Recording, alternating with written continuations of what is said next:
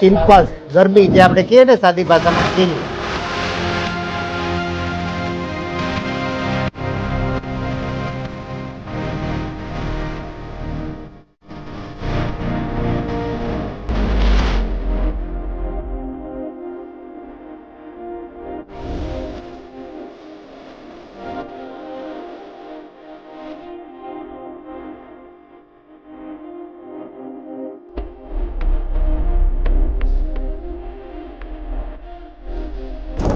10માંથી 9 લોકોને લાઈફમાં કોઈને કોઈ તબક્કે ચહેરા પર ખીલ નીકળે છે.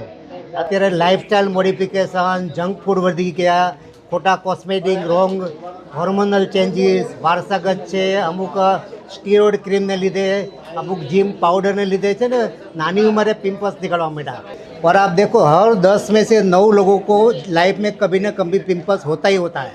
अगर वो पिंपल टाइम टू टाइम ठीक नहीं करे तो स्कारिंग, पिगमेंटेशन, डिसफिगरमेंट, लोगों को शादी में प्रॉब्लम आता है, इन्फीरियरिटी कॉम्प्लेक्स होता है, डिप्रेशन आता है, तो काफ़ी प्रॉब्लम रहता है.